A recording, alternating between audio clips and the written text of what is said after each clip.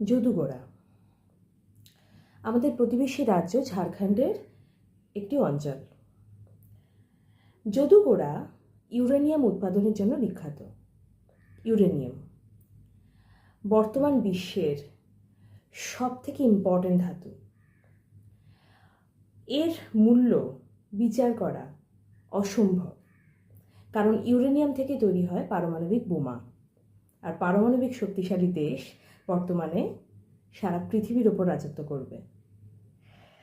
কিন্তু ভারতকে শক্তিশালী করছে যে রাজ্য, সেখানকার মানুষের কি অবস্থা জানেন? সেখানকার বেশিরভাগ মানুষ বিকলাঙ্গ হয়ে জন্মায়, তার জীবন কাটায়। সেখানকার মায়েরা সন্তান জন্ম দেওয়ার সময় সন্তানকে হারায়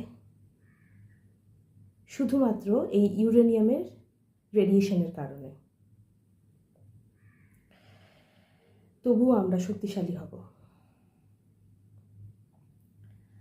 ভারতবর্ষের মতো উন্নয়নশীল দেশের বড় বড় শহরগুলোতে যে প্রচুর পরিমাণে বর্জ্য পদার্থ প্রতিদিন জমা হচ্ছে ডাম্পিং গ্রাউন্ডগুলোতে, সেখানে যারা ওয়েস্ট ম্যানেজমেন্টের কাজ করে তাদের জীবনের গড় আয়ু 40 বছর।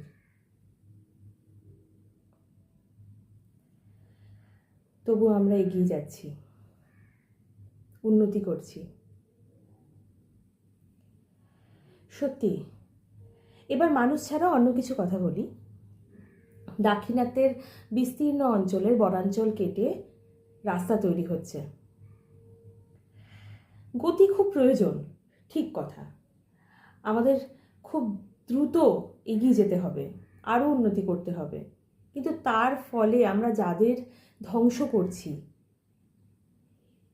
সেই ধ্বংসের মূল্য কি আমাদের দিতে হবে না? শোধ করতে হবে না? এ বিশ্বকে এই শিশুর বাসযোগ্য করে যেতে পারবো কি আমরা? আমাদের সন্তানরা কি পাবে? এই পৃথিবী ছাড়া আর কোথাও এখনো পর্যন্ত কোনো প্রাণের আভাস আমরা পাইনি যে এই পৃথিবী ত্যাগ করে অন্য কোথাও চলে যেতে পারবো। এখানেই থাকতে হবে। তো যেখানে থাকবো সেই জায়গাটাকে সুন্দর করার দায়িত্ব তো আমাদেরই।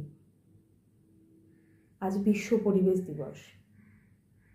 এই বিশ্ব পরিবেশ দিবসে আমরা নিজেদেরকে কি দিতে চলেছি?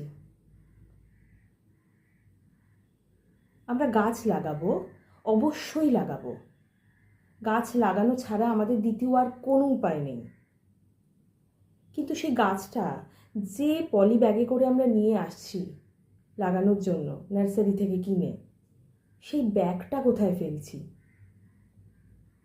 সেইটা দেখার দায়িত্বও কিন্তু আমাদের। তা না হলে এই পৃথিবী আর আমাদের বেশি দিন সহ্য করবে না। এগিয়ে আসতে হবে আমাদের সবাইকে, চিন্তা করতে হবে নতুন করে।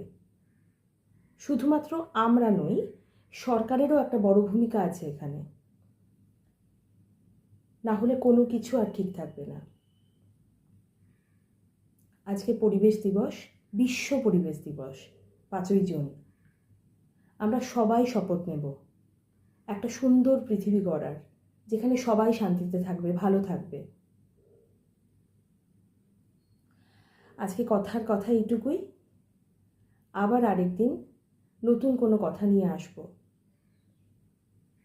ভালো থাকবেন বন্ধুরা, পাশে থাকবেন।